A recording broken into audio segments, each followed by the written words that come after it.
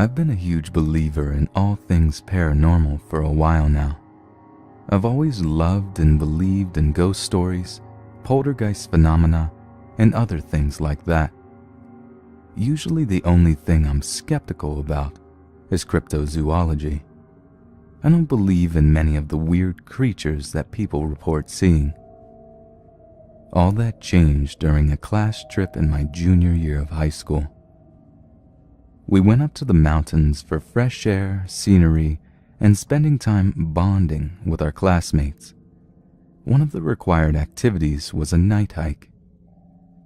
During the hike, my friend Chelsea and I spotted a path separate from the one that everyone else was taking. Together with our friend Sarah, we hung back until the group got ahead of us, then moved down the alternate trail. The trip itself was fairly normal. We had only one flashlight and made all the usual stupid Blair Witch jokes and making sounds to creep each other out. After about a half an hour, we started to get seriously freaked out. We were way deeper into the forest than we thought we were, and we were getting lost. We turned back because we started hearing the cliché rustling bushes. As soon as we headed back, we got the fright of our lives. Something huge ran across the path. Chelsea, panicking, shone her flashlight on it, and it seemed to freeze in the bright light. All I can remember is that it looked like what I'd expect a Bigfoot to look like, except its fur had some white splotches and it had large claws. Its eyes were shining red, like most animals caught in lights. It made a noise somewhere between a scream and a howl. That split-second sight of it and the sound will stay with me for the rest of my life.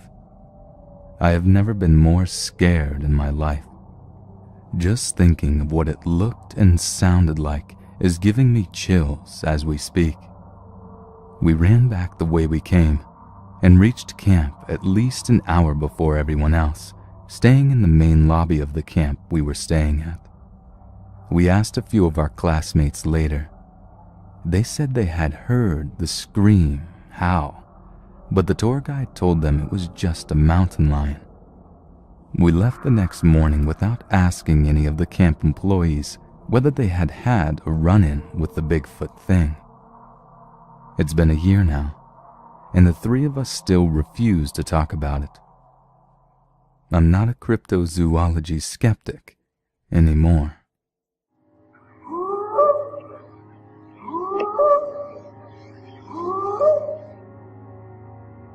In the fall of 1974, I was living in Oregon and I had decided to go backpacking on the Pacific Crest Trail south of Mount Hood. I parked my car at the trailhead and made for a small campsite at Frog Lake, some miles south, to spend the night. It was late afternoon when I got started, and as dusk approached, I was uncertain how far I was from the lake. The trail was wide, but thick forest grew on either side as the trail was cut into the mountainside. Some time passed, and suddenly I thought I heard voices and wood being broken for a fire. I stopped and identified the sounds as coming from the downslope side of the trail in the thick forest. I listened again, and it sounded like 2 or 3 people talking, but in the thick forest it was hard to make out what they were saying. So I suddenly shouted, "Hey down there! How far is it to Frog Lake?" All of a sudden there was a dead silence. A couple of minutes passed in the fading light. Then the sounds started up again. The voices were talking, but this time I listened more closely, trying to understand them. I couldn't. The voices sounded like muttering, punctuated with sibilant kind of sounds, not hissing, more like S kind of consonant sounds. It was also very fast speech, something remotely like New Guinea mountain people, if you've ever seen any National Geographic shows on that region. More unnerving, though, was the pitch of the voices. It was low. In fact, at the very lowest register of the human voice, which told me these were very large individuals. Of course, I was charged with the realization that these individuals were in fact not humans, but more likely Bigfoot people. The wood sounds came back again, but whereas I thought at first they were the sounds of wood being broken for a fire, these sounds were more like a shearing, tearing of wood. In other words, branches being stripped off a tree. Ever tried to strip even a small branch from a tree bare-handed? Well, not only were sizable branches being ripped from a tree, but the sound being made traveled all the way to my ears from the depths of a dark, thick forest. These were powerful beings, and it made my blood run cold to think of how big they must have been. With all the speed I could muster while carrying a 50-pound pack, I moved my butt down the trail as fast as I could. I'd look back every few yards in the now dim light to see if a gigantic shadowy figure was headed in my direction. Fortunately, there wasn't. Soon enough, I came to the lake after about a quarter of a mile and saw one lonely little campfire at the lake. I made a beeline straight for it. It turned out to be a guy from Washington State, about my age. I pitched my tent nearby after asking him if it was okay. He readily agreed and bid me to come over to the fire for some coffee. After a few pleasantries, I mentioned my prior encounter, and he just stopped in the middle of raising his cup to his lips, and with saucer eyes he said, "You heard it too?"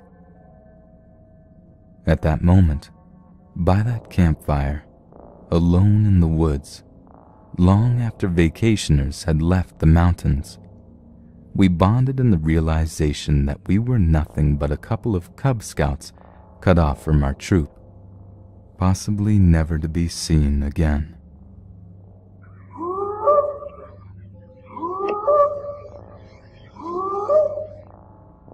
I had just moved into my new home about 2 years ago. But as I moved in, I noticed that things would go missing from a certain place and wind up in another a couple of days after it was gone. I would hear footsteps and someone running around my house. And when I would go to investigate, I would find my windows open, and once I even found a patch of black, dog-like hair stuck to a little crack in the window. So from then on, I would lock all the windows and even put locks on all my doors from the outside, so if anyone ever got into the house, they couldn't get into my rooms. After about a month and a half of peace, I thought nothing could happen again. But one night, out of nowhere, I was sleeping with my cat in the room when I heard a noise outside my window, like a scratching noise. I tried to ignore it, thinking it was one of the stray cats that wandered around sitting on my window ledge, until my cat started to hiss and her back arched. She was looking at the window. That's when I got worried. I got up and pulled my curtain back to find a very weird thing outside my window standing there. Although I only got a quick glimpse of it before I screamed and it ran away, I saw a very hairy animal with the body of a human and the face of some kind of monkey with a big wide nose and a small forehead.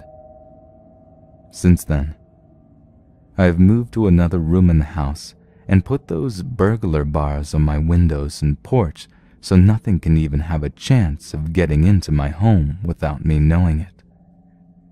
Another thing is that my ex-neighbor has said that she actually saw the creature in her son's nursery on a nanny camera, standing over the baby's crib, then walking to the window and climbing out around 6:58 p.m., which made her move and burn the tape after her husband saw it and didn't want news getting out about it so no one could bug them about what had happened. Let it be known that there was a Bigfoot sort of thing around the upstate New York area, and to beware.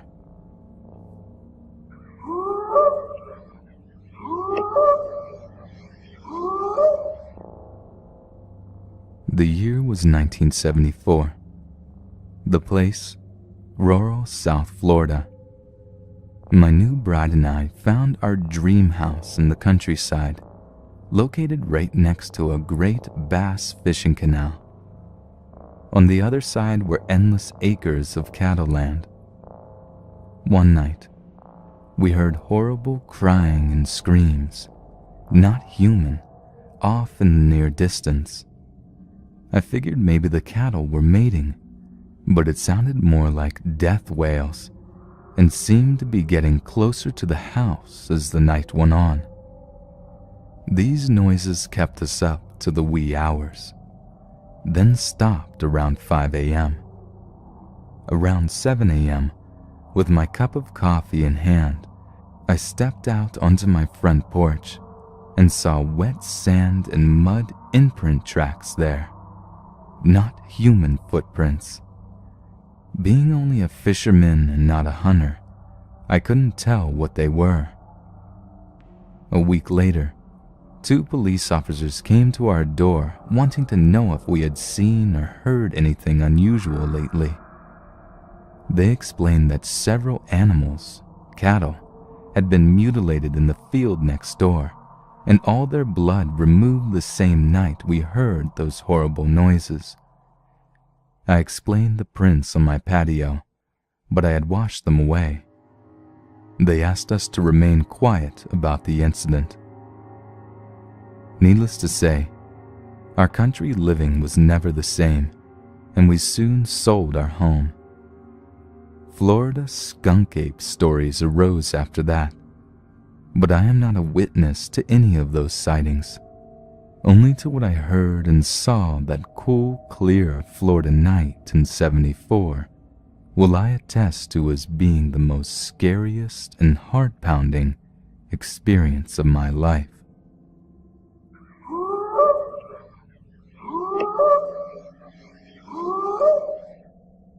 It happened the morning of August 7th, 2007 at 4 a.m. I lived just outside the city limits of Kent, Washington on the East Hill. It was time to walk my 2 labs before I left for work. I own about half an acre, and behind my property is open land adjacent to a green belt that continues east for miles and miles into the open mountains. When I first stepped out into the backyard was when I heard it, loud and clear. How do I describe it in words? Kind of like Chewbacca's howl or growl in the Star Wars movies, with a wistful whine at the end. It sounded about 100 yards away, but who knows? All I know is that I was wide awake now.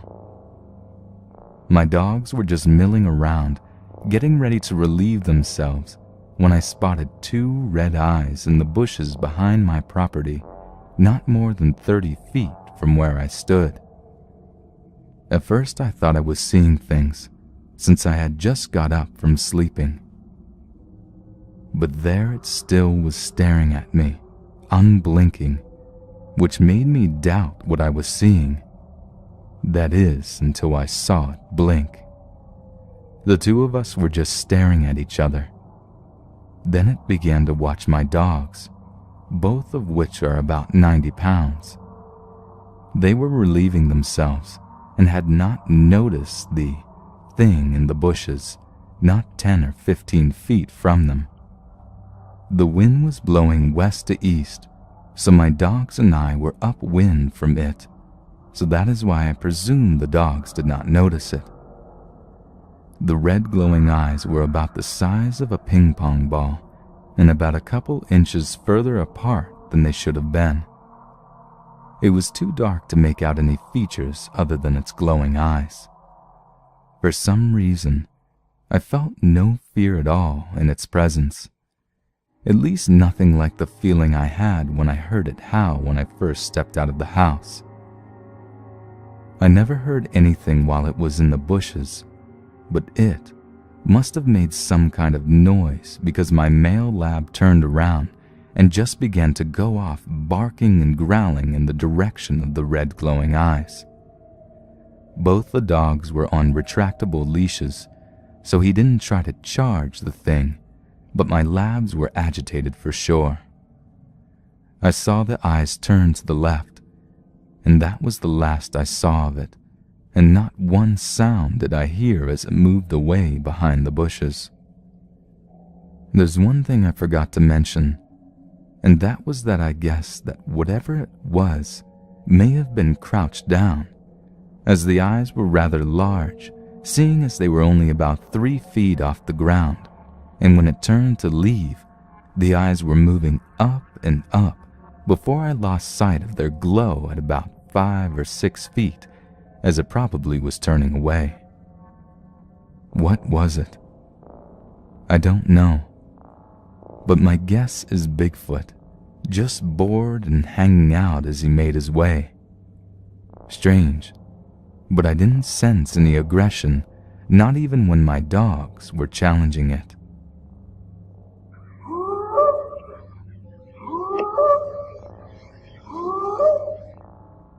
At about 5 p.m. on Monday, the 8th of October 2010, I took my girlfriend to this fire tower that overlooks the rolling hills of Hoosier National Forest.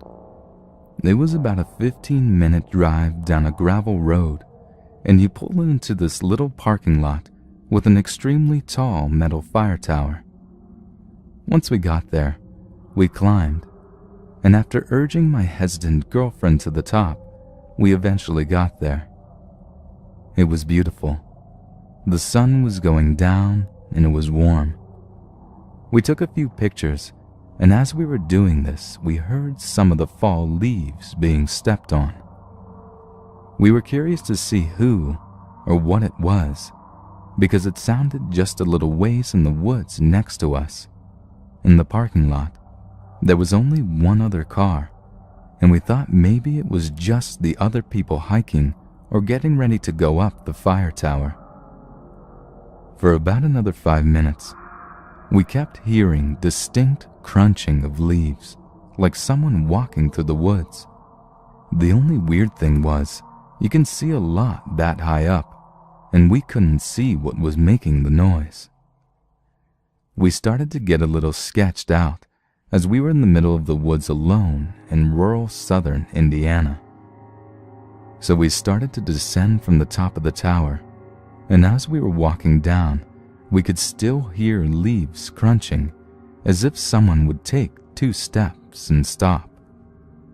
About a quarter way down, we had a better view under the tree line, and we both stopped and listened. We looked toward where we were hearing the noise, and stayed very still and silent. As we did this, between 2 trees about 25 yards into the woods, I saw a brown mass move from what looked like behind one tree to another. I whispered to my girlfriend what I had seen. At this time, I was not scared, only overwhelmed with curiosity. We kept looking into the woods, as I had not taken my eye off the area that I had seen that brown mass move. In order to get a better view lower to the tree line, we descended a few more flights of steps. While we were doing this, we once again heard the 2-step mashing of the leaves. Anxious to get a better view, we hurried down the steps again. Again I tried to identify where I had seen that mass. Sitting in silence, I saw again movement in the forest, like something almost rocking back and forth or moving to try to hide itself. The clearest look I got was, once again, just a brown mass, but it couldn't have been a deer because a deer could not hide itself behind a tree, let alone move in the manner of this thing. After I stopped seeing the movement in the trees, my girlfriend, desperate to get a look, tried to look where I was pointing, and she also saw the movement. We then heard the two-step mashing of the leaves a bit away from where we were looking. It was as if something else was trying to distract us. We quickly looked back to the area we had seen the creature. My girlfriend got the clearest view between the two of us. While hearing that leaf mashing, she saw a brown figure move behind a tree. She then, in panic, asked me if we could leave now and darted down the rest of the stairs to my car. We drove by the area on the gravel road back, but couldn't see much as it was on a bluff. I don't know what I saw, but I know I saw something I have never seen before. When talking to my girlfriend on the ride back, we both distinctly said at almost the same time, it didn't sound like it was on 4 legs, but 2, bipedal. The only bipedal creature I have ever heard that lurks in these woods goes by the name of Sasquatch.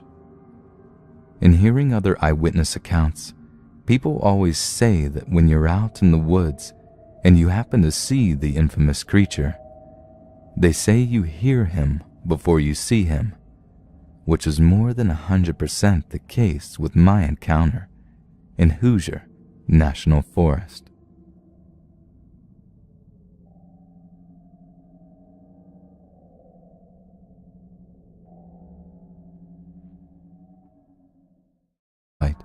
And made all the usual stupid Blair Witch jokes and making sounds to creep each other out. After about a half an hour, we started to get seriously freaked out. We were way deeper into the forest than we thought we were, and we were getting lost. We turned back because we started hearing the cliche rustling bushes. As soon as we headed back, we got the fright of our lives. Something huge ran across the path. Chelsea, panicking, shone her flashlight on it, and it seemed to freeze in the bright light.